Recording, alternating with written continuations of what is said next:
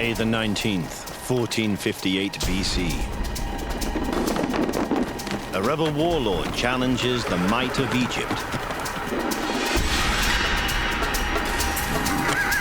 The two greatest armies the ancient world has ever seen are ready to fight. The fate of Egypt lies in the hands of its young pharaoh, who has never before seen battle.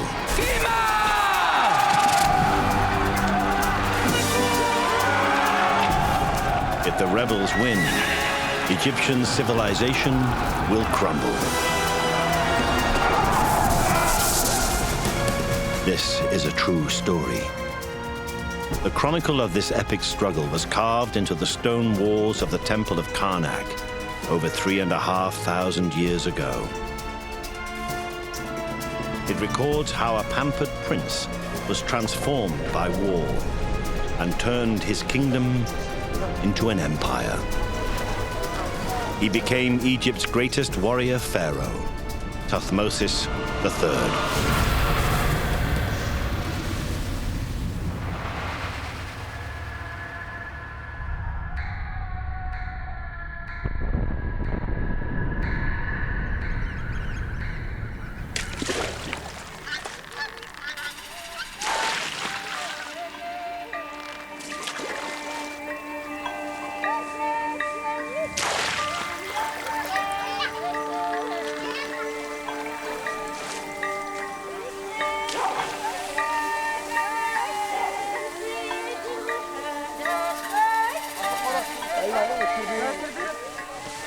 For a generation, Egypt's 3 million people have lived in peace and prosperity. Most are farmers and fishermen, living along the fertile banks of the River Nile. Thutmose is a peasant farmer whose family worked this land together. Their life follows the changing seasons.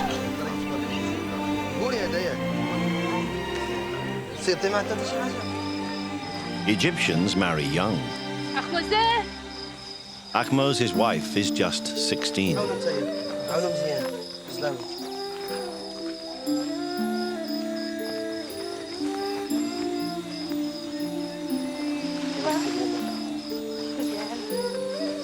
They expect that one day their children will take over from them and work the fields. But Thutmose's life is about to change. The sacred ibis are an omen of danger.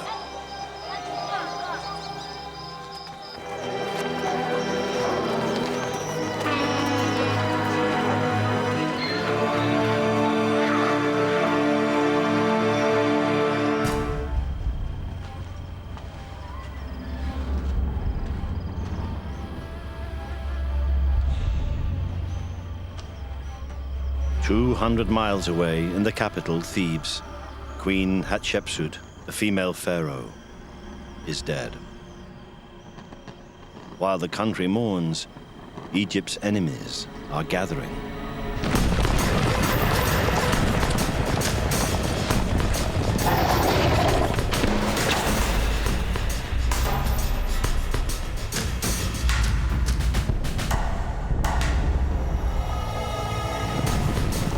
The Prince of Kadesh, an embittered Syrian warlord, is whipping up revolt among the tribes of the north. For decades, they have struggled under the yoke of Egypt and her imperial ambitions. With 150 mutinous princes behind him, Kadesh plans to invade Egypt and crush the power of the pharaohs.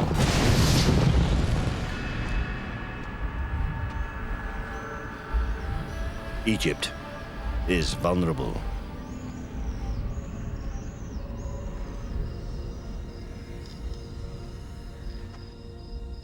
What she needs now is a leader of unswerving courage and tested military skill.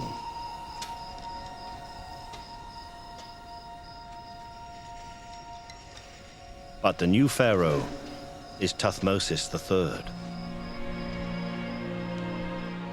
For 20 years, this princeling has been kept from power by his stepmother, Queen Hatshepsut.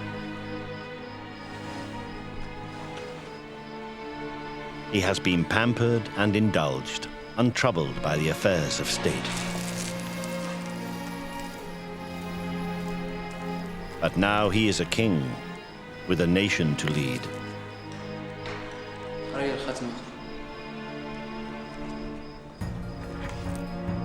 To the Egyptians, he's a living god. His body, a sacred object.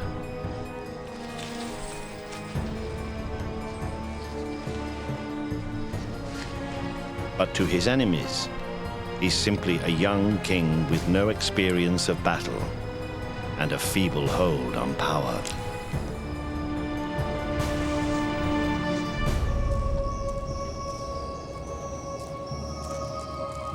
Thutmosis comes from a long line of warriors. A century and a half ago, the founders of his dynasty expelled the ancestors of the Prince of Kadesh from northern Egypt. Syrians and Egyptians have struggled for supremacy ever since.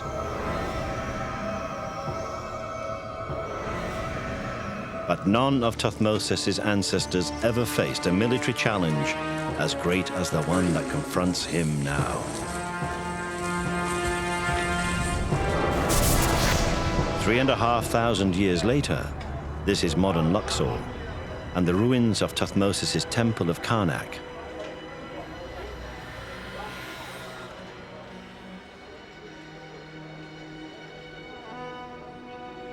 In a narrow passageway, on a wall few visitors will ever notice, there's a long inscription in Egyptian hieroglyphs, carved on the orders of Thutmosis himself.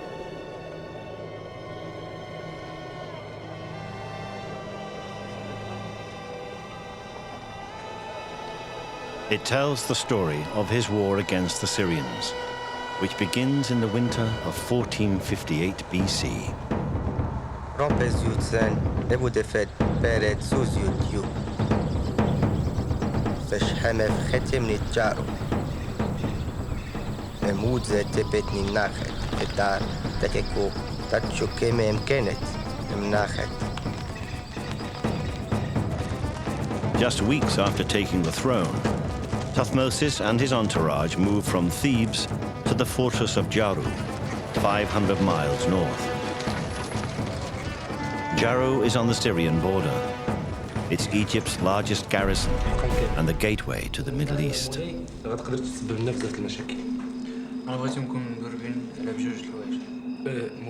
The young Thutmosis locks himself away with his generals.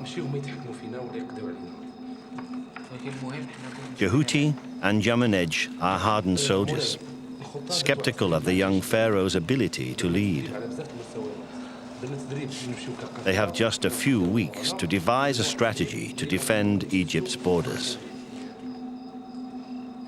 Recording every word of their deliberations is a fourth man, not a soldier, but a scribe, named Jeneni. He's been called the world's first war correspondent, and it's his words in ancient Egyptian that are carved into the temple wall at Karnak. Operan is Emihu Kiwi. You are out and tot Emondiem Nisharuhan.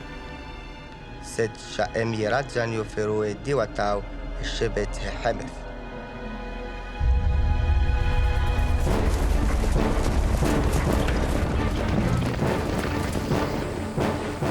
The Prince of Kadesh and his allies have gathered at the city of Megiddo, near present-day Jerusalem.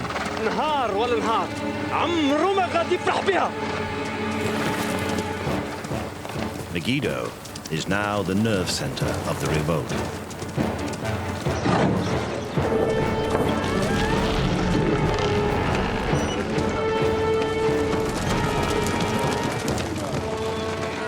Kadesh has persuaded the northern warlords to provide him with every fighting man they have.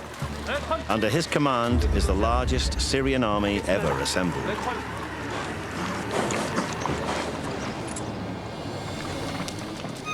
He's determined that this time, Egypt will fall.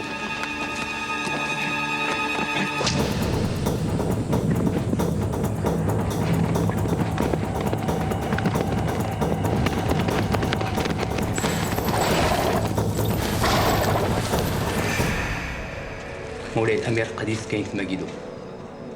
ميغيدو؟ نعم مولاي. صار. The intelligence is worse than Tuthmosis expects, far worse. Megiddo is just 150 miles from Egypt's borders, and Tuthmosis is heavily outnumbered. أقرب وقت كيف ما تحب مولاي. السلاح كلشي He needs more men.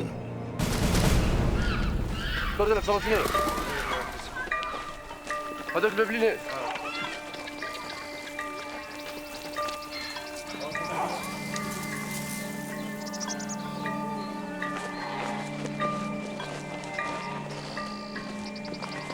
حاج محمد. هي اش بغيتي؟ فين ولد؟ ها هما ينفك صحبنا واخ مستحبنا. ها هما اسميك انت؟ ها هما علاه اش بغيتي انت؟ شحال عمرك؟ Conscription is nothing new in Egypt. شحال عمرك؟ For centuries, peasants have been taken from the land to build canals, temples, and pyramids. اسميك انت؟ باقي صغير. غادي نديوها يا صاحبي، هذاك اللي غنديو. لا توني انايا في بلاصتو. سكتي؟ لا. هذاك اللي غنمشي. ما تمشيش. بلاصه الولد توني انا. But Ahmose is destined for something different. هذا اللي غنديو. The army. لا ما يمكنش ما تخليوش يمشي اش كديروا؟ سير معاه. لا حول ولا قوة الا بالله. لا ما يمشيش. لا حول ولا قوة الا بالله. لا خواتي ما تمشيش. ما نقدرش نخلي خويا ما نقدرش ما نخلي. تخلينيش ما تمشيش. وحنا وحياتنا. لا خواتي لا. صافي ما غاديش نمشي. Ahmose knows he may never see his wife and home again.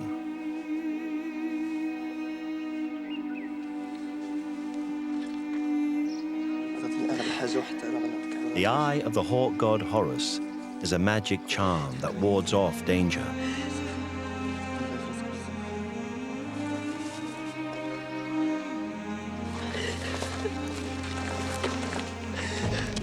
Every Egyptian is now touched by the threat to the kingdom.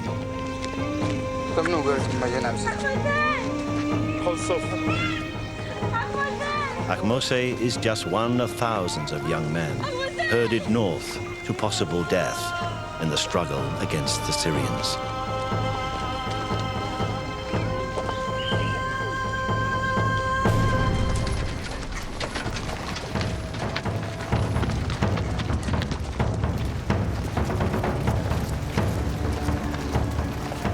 In February 1458 BC, Ahmose and his fellow conscripts reached the fortress of Jaru.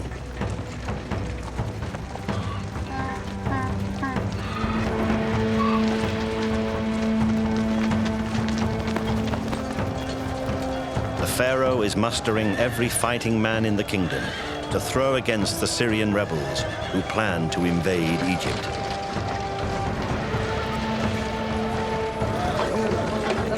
Ahmose is a peasant farmer who has never left his village before. He is now going to be made part of the most sophisticated army the world has ever seen. Quartermasters marshal food, weapons, and clothing supplies. Every day, an army of 10,000 men consumes 14 tons of grain and 95,000 liters of water. The wealth of Egypt pours into the war effort.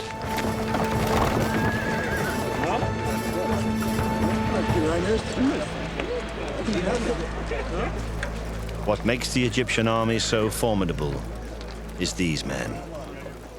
An elite corps of professional soldiers, Nubians from the south, in what is today's Sudan.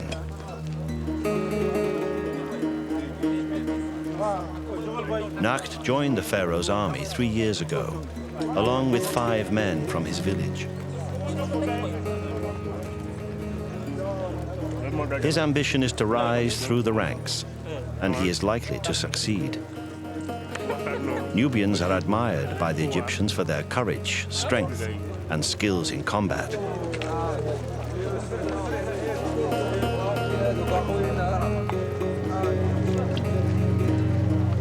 For men like Nacht, the coming war is an opportunity. There's booty to be had and glory to be won.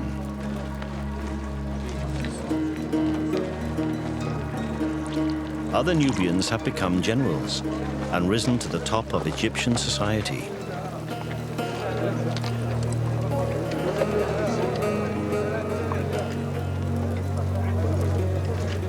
The most Ahmose can hope for is to get back to his home alive.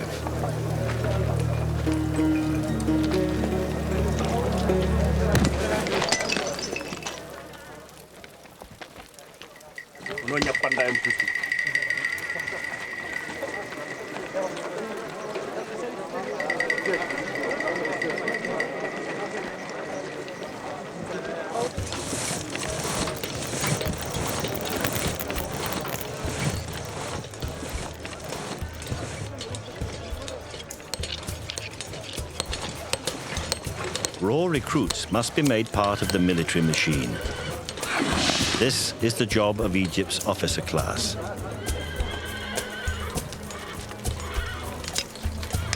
Yamunej and Jehuti are two of the pharaoh's most trusted generals. They come from very different backgrounds. Jehuti is an aristocrat. Yamunej rose through the ranks.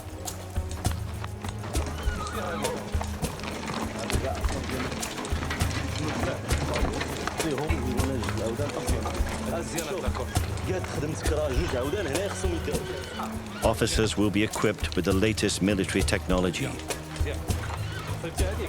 Ivory-tipped arrows, bows made of imported birch or elm, bound with glue made from fish bladders, as well as the most radical innovation of all, the chariot, a lightweight war machine that brings speed and surprise to the battlefield.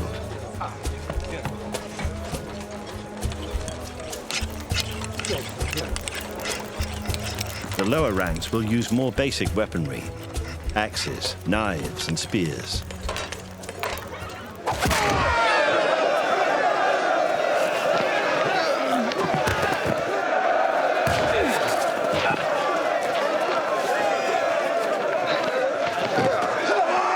Nacht is putting the new recruits through their paces. Wrestling is the Egyptians' favorite sport, and in the army, it's a useful test of manhood.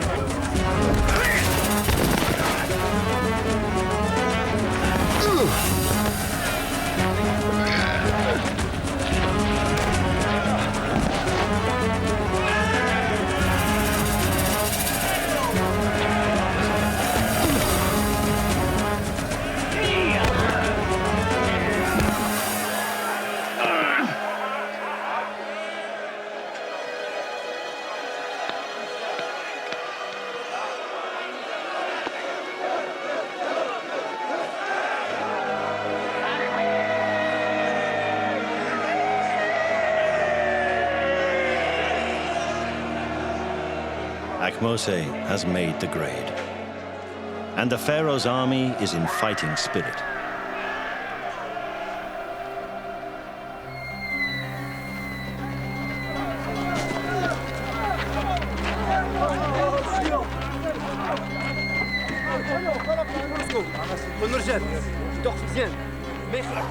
By April, the Prince of Kadesh is preparing to move the coalition's 10,000 men from Megiddo towards the Egyptian border.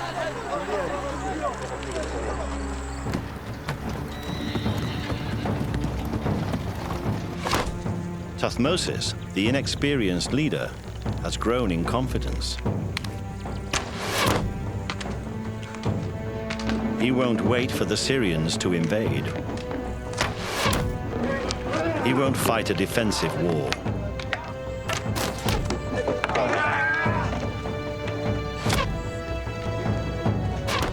He will invade Syria and crush the rebels at Megiddo. The army will march tomorrow.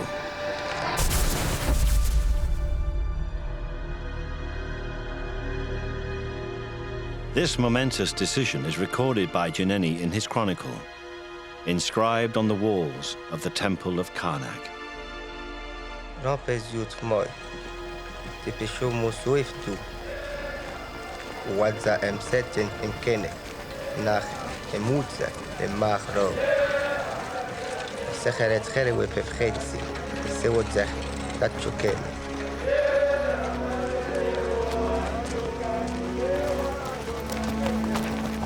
But to reach Megiddo, the army faces a grueling march of 200 miles across the deserts of Sinai and Gaza.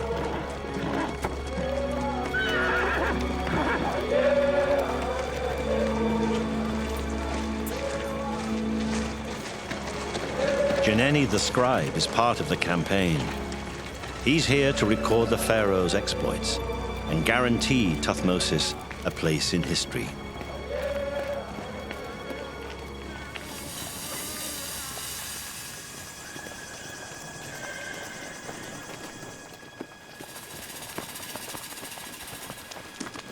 Jeneni is not interested in the hardships of foot soldiers, such as Ahmose and Nacht. But this 1,000-year-old papyrus, discovered in a tomb in Luxor, tells us what life was like for the ordinary soldier on campaign in Syria.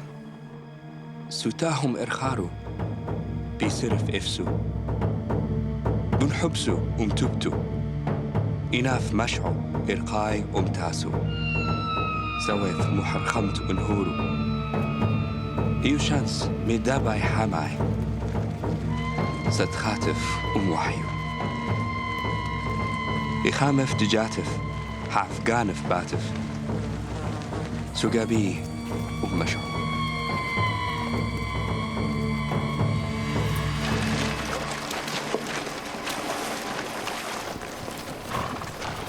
At first, the army makes rapid progress. In the first 10 days, it covers 150 miles. Then the heat takes its toll. The pace slows from 15 miles a day to 5.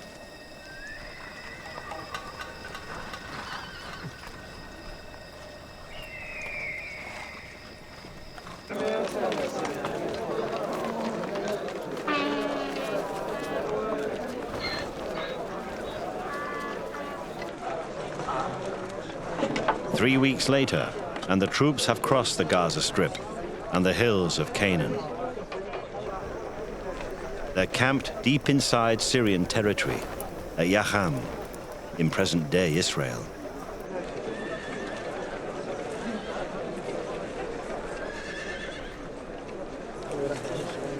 The soldiers are exhausted, and their thoughts turn towards home.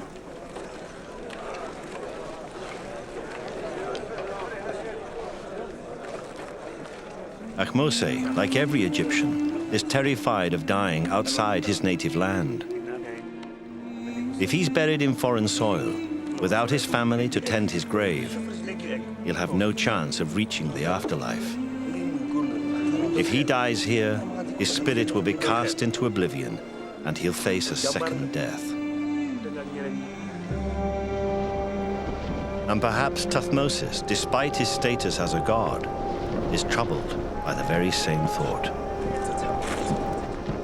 He's just 30 miles from Megiddo and the rebel army, and now he must make a decision. The choice he makes will dictate his future and the fate of Egypt. باش نتفاداو هذه المشاكل انا كنقترح عليكم باش نوريكم الخريطه الطريق اللي خصنا ندوزو معها. The young pharaoh now faces the most important decision of his campaign. Jeneni records the discussion with his generals. For the first time in his account, we hear Tuthmosis' own words as he spoke them 3,500 years ago.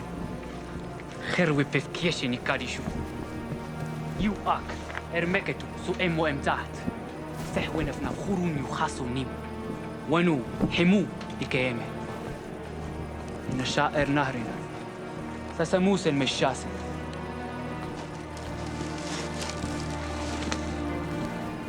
Surprise is the key. Reach Megiddo quickly, catch the Syrians unawares, and they could crush the rebellion in a single strike. هناك خصنا نمشي. From their camp at Yacham, there are 3 routes to Megiddo. هو الجيش ديالنا ما يقدرش يتحمل المصاعب ديال هذا. Through Yokneam, الطريق هذه قريبة. north of Mount Carmel. إنما المشكل ديالها هو أنها تعرضوا لبزاف ديال الأخطار. South through Tanakh, approaching Megiddo from the southeast. وكيبقى الاقتراح ديالك هو الاقتراح. These are the safest routes, but also the longest. There is a third approach, the Aruna Pass, a narrow gorge that snakes through the mountains. It's the most direct and the most dangerous. For hours on end, the army would be exposed to ambush.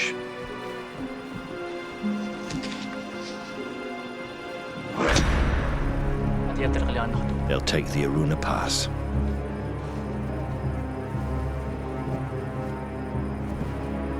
The generals think the young pharaoh is wrong. Janeni records their words. سمي أخ شمت حمتين بين انتوا الحماس يوتو هرسميت أجو خيرو إمو أغا حر إبار إن يتحية إمو حر حاحا يونا إن بخوي أغيا إم أرونا أونيخ ناين مروي إراه حسو تيوتي أمون يواتشا حمي حرمين جنبه أرونا إميشا أنت ليبا في موجة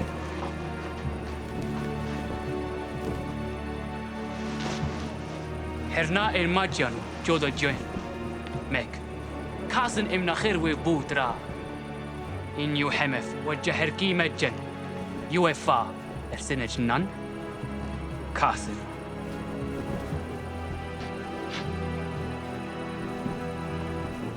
وين البارك إنسان نبف أمو إن حيمو مجن ناخد نجوان جن نمتخد يلا نشوف راسك. أمان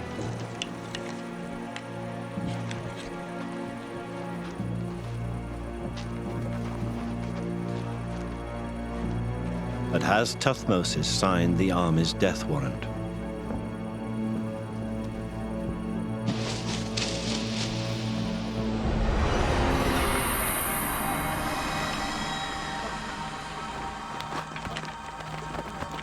On the 14th of May, Tuthmosis leads his army into the Aruna Pass.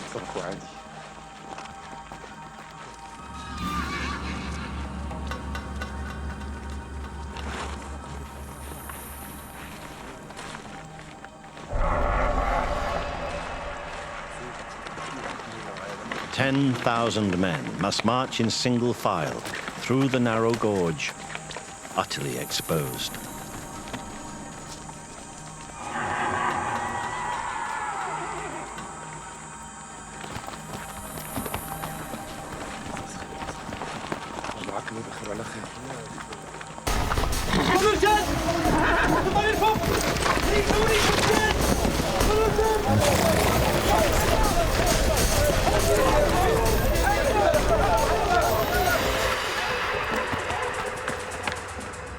For 12 hours, they are open to attack from above.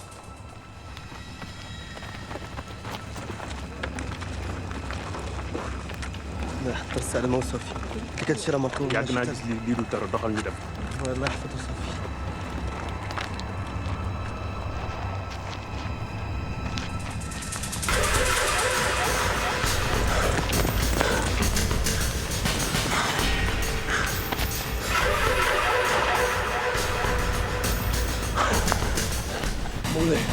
لقد سلك فرعون But the Syrian ambush never comes. طريق القارون.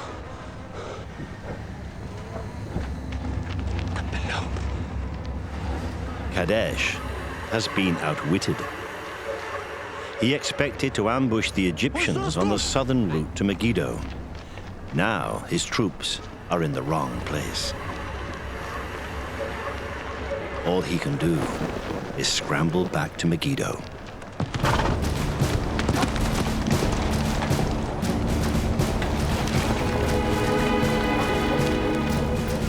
Six hours later, Thutmosis is within sight of the Syrian stronghold.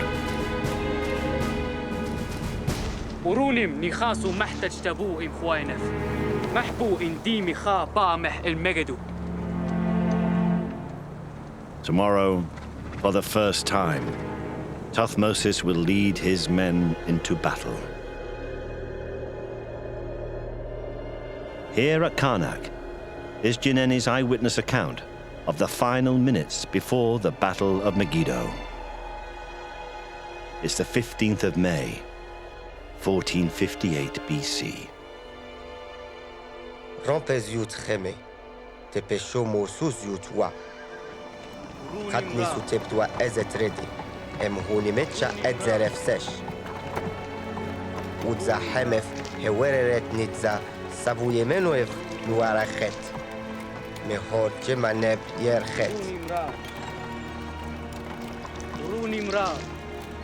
Thutmosis anoints his peasant soldiers with sacred perfume to bring down the gods' blessings on them in battle.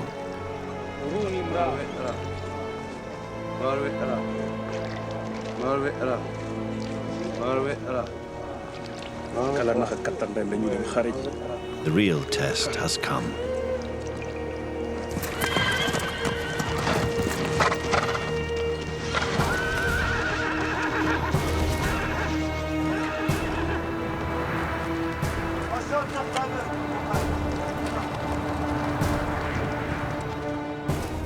Jineni describes the Egyptian positions. Maduberetsi nifametcha neheme, eturetsi hecheno nikina. Madubi mehti yapti megit. Yul hamem, em helebse, amun em sahu hawayef. Kadesh too is ready.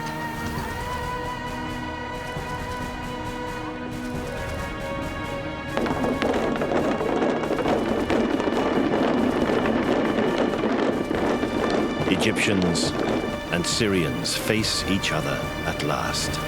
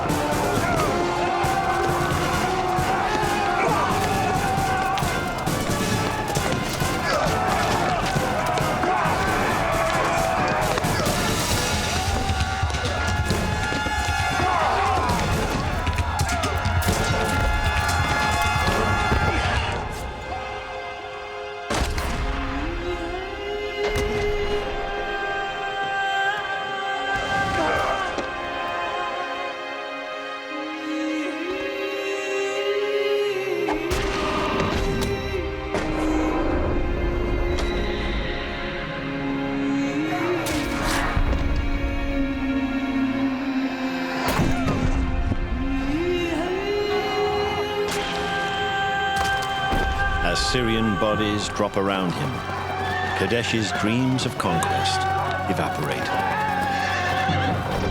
معايا سان حمف السخم إيروس يوسن هيفدي كبكبي مكتي هوني السنت خانوسان سسموسان وريتسان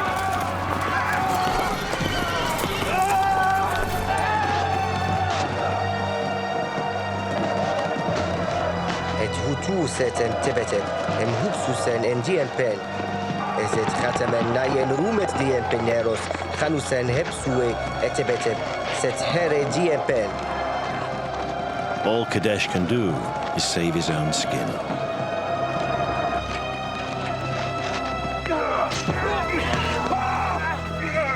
The Egyptians have victory within their grasp, but they let it slip through their fingers. Instead of attacking the city, they loot the bodies of their Syrian enemies.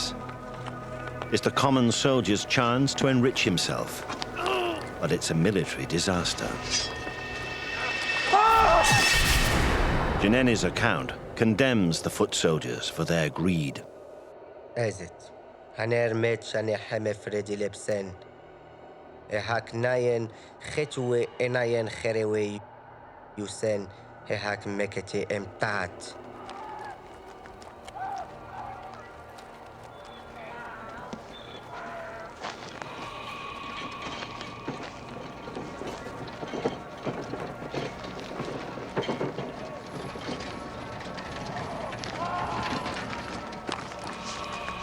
أحيان حاكسيس متسر ورد سنبو هيدز إروي محك سكو سنسيتزر سي ميميرمو كحشنو متشناخت نحمف هيهوب خيتو إيرو. The Egyptians measure their success by collecting severed hands. But this is not yet a victory. أنت شوف صب معايا واحد جوج لب نيجي نيو برام لب شوف أحمد ما يدول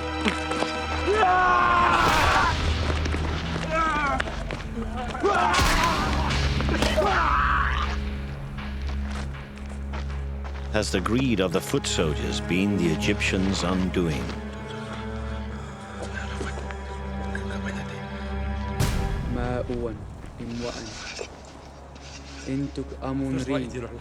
The Pharaoh's generals are in disgrace.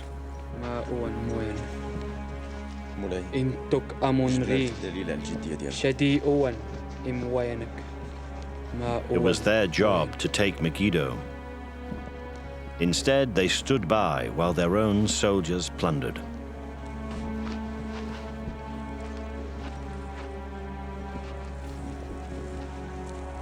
حكون فرحان داباك حكم درتوها زوينة داباك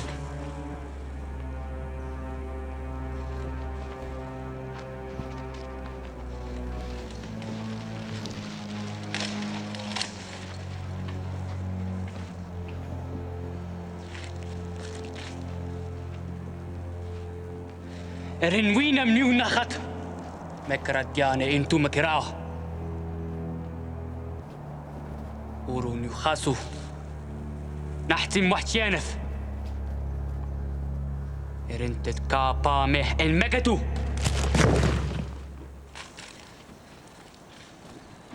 خرجوا عليا Thutmosis will now have to starve the Syrians into submission.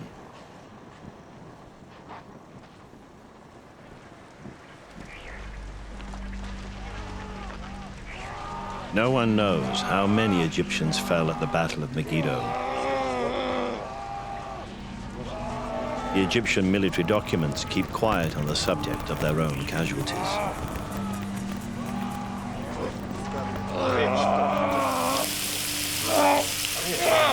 What we do know is how Egyptian surgeons treated the wounded.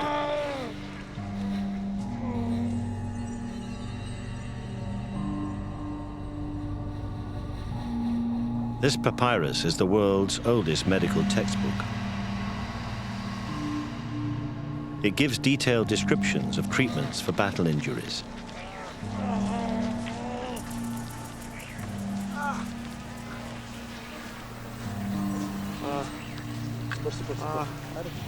Raw meat, with its natural blood-clotting agents, is used on flesh wounds.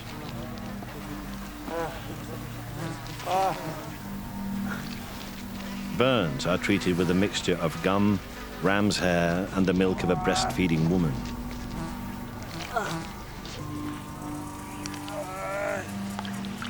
But despite the doctor's best efforts, most of the wounded in this field hospital will die from infection within days.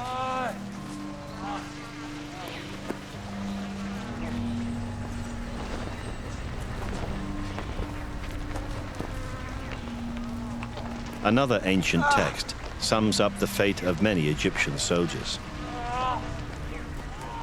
توتو حيرتت بيسا إرواع بمونح إرميقا بشيري توتو حرس خابرف إرناحمف أمقاني الموتف سابرف إرورامي إيو قاسني وشواش أحموزي بودا فمولو تيجيني انت لا يجاكم في نياخي دين تيجيني نيول دينا جاكي جاكو لي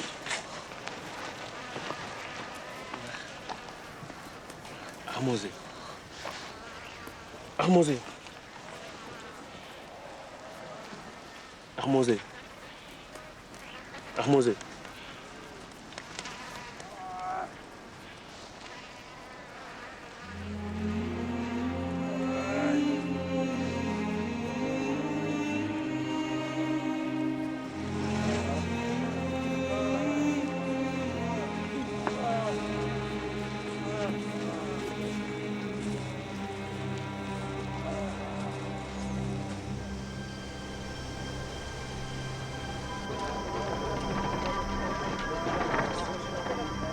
For 7 months, Thutmose holds Megiddo under siege.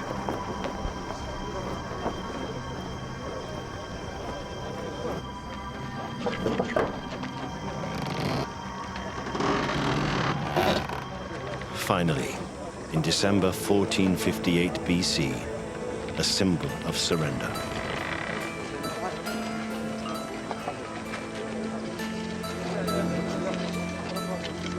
These are the children of the Syrian warlords, offered to Thutmose in a gesture of submission.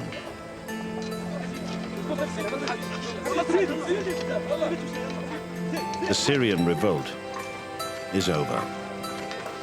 The children will be taken to Egypt as hostages and killed if their families rebel again. Some are destined to become puppet rulers within Thutmose's new Egyptian empire.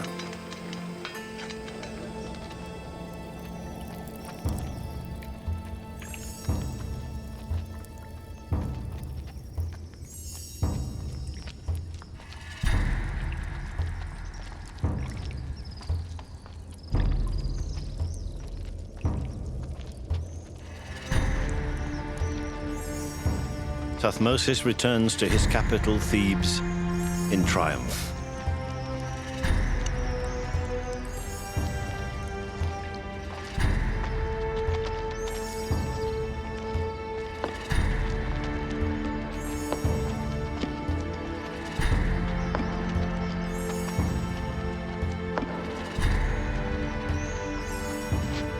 No one doubts his strength now.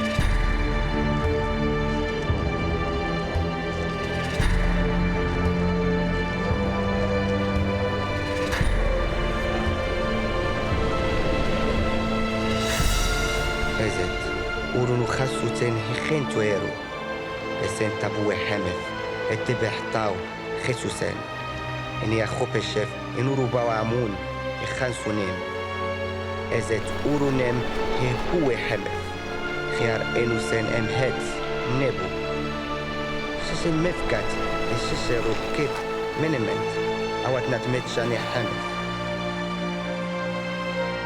واتكت إموس الخيار إنو مخنتت. The final words of Juneni's chronicle are those of the defeated enemy, the Prince of Kadesh. نيو حمن إريبونا همون خباغا هون خجات باينا ام أهاون نئونا جيران تدمان الباوف الرديان خنان طاو اميرارف.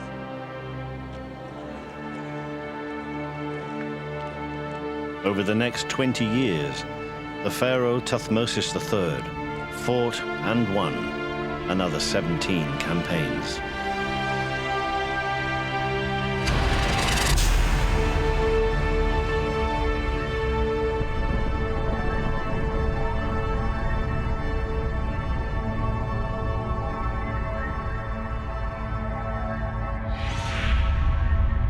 At the time of his death and mummification in 1425 BC, he had imposed Egyptian rule across an empire that extended, he claimed, as far as the circuit of the sun.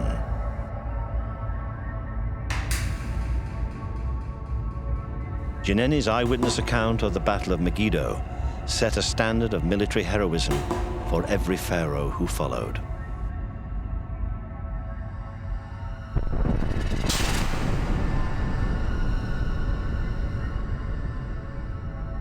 As Thutmose intended, he is still remembered today as Egypt's greatest warrior pharaoh.